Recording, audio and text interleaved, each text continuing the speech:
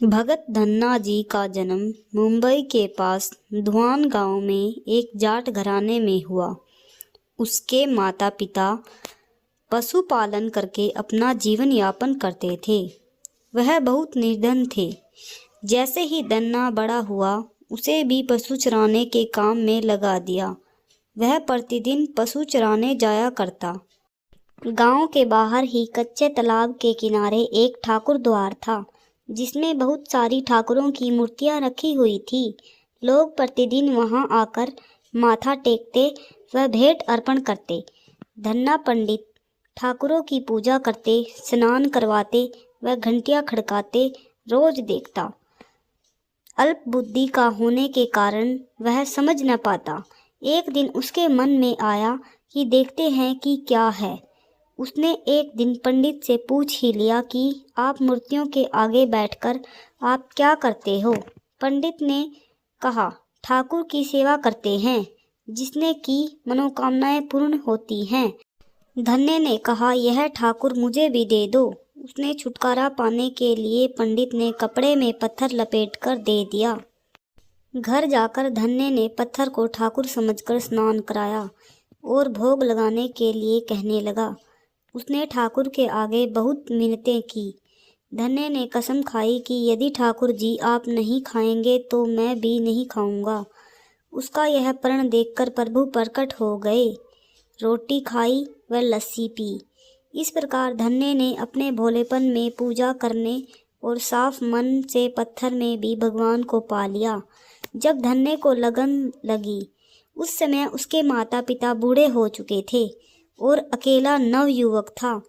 उसे ख्याल आया कि ठाकुर को पूजा से खुश करके यदि सब कुछ हासिल किया जा सकता है तो उसे अवश्य ही यह करना होगा, जिससे घर की गरीबी चली जाए तथा सुख आए।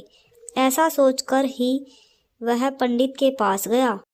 पंडित ने पहले ठाकुर देने से मना कर दिया कि वह ठाकुर की पूजा अकेली नहीं कर पाएगा। दूसरा, तुम अनपढ़ हो। तीसरा, ठाकुर जी मंदिर के बिना कहीं नहीं रहते और न ही प्रसन्न होते, इसलिए तुम जिद मत करो और खेतों की संभाल करो। ब्राह्मण का धर्म है पूजा पाठ करना, जाट का कार्य है अनाज पैदा करना। परंतु धन्ना टस से मस न हुआ। अपने पिटाई के डर से पंडित ने जो शालिग्राम मंदिर में फालतू पड़ा था उठाकर धन्य को दे दिया और पूजा पाठ करने की विधि बता दी। पूरी रात धन्य को नींद न आई। वह पूरी रात सोचता रहा कि ठाकुर को कैसे प्रसन्न करेगा और उनसे क्या मांगेगा। सुबह उठकर अपने नहाने के बाद ठाकुर को स्नान कराया। भक्ति भाव से बैठकर लस्सी व रोटी पकाई। उससे प्रार्थना की, हे प्रभु, भोग लगाओ। मुझ गरीब के पास रोटी लस्सी और मक्खन ही है और कुछ नहीं। जब और चीज़ें दोगे तब आपके आगे रख दूंगा। वह बैठा ठाकुर जी को देखता रहा। अब पत्थर भोजन कैसे करे। पंडित तो भोग का बहाना लगाकर सारी सामग्री घर ले जाता था, पर भले बालक को इस बात का कहाँ ज्ञान था। वह व्याकुल होकर कहने लगा कि क्या आप जाट का प्रसाद नहीं खाते? दादा तो इतनी देर नहीं लगाते थे। यदि आज आपने प्रसाद न खाया तो मैं मर जाऊंगा, लेकिन आपके बगैर नहीं खाऊंगा। प्रभु जानते थे कि यह मेरा निर्मल भक्त है, छल कपट नहीं जानता। अब तो प्रकट होना ही पड़ेगा।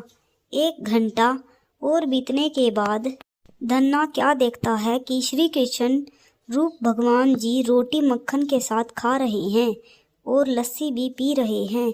भोजन खाकर प्रभु बोले, धन्य, जो इच्छा है मांग लो, मैं तुम पर प्रसन्न हूँ। धन्य ने हाथ जोड़कर विनती की, धन्ना, जो तुम्हारी भक्ति करते हैं तू उनके कार्य सवार देता है। मुझे गेहूँ, दाल व घी दीजिए, मैं खुश हो जाऊँगा। यदि आप जूता, कपड़ा, 7 प्रकार के अनाज, गाय या भैंस सवारी करने के लिए घोड़ी तथा घर की देखभाल करने के लिए सुंदर नारी मुझे दें। धन्य के यह वचन सुनकर प्रभु हंस पड़े और बोले, यह सब वस्तुएं तुम्हें मिल जाएंगी। प्रभु बोले, अन्य कुछ? प्रभु, मैं जब भी आपको याद करूं, आप दर्शन दीजिए। यदि कोई ज़रूरत हुई तो मैं बताऊंगा। तथास्तु, भगवान ने उत्तर दिया। हे प्रभु धन्ना, आज से आपका आजीवन सेवक हुआ। आपके अलावा किसी अन्य का नाम नहीं लूँगा। धन्ना खुशी से दीवाना हो गया। उसकी आंखें बंद हो गई। जब आंखें खोली तो प्रभु वहाँ नहीं थे। वह पत्थर का सालाराम वहाँ पड़ा।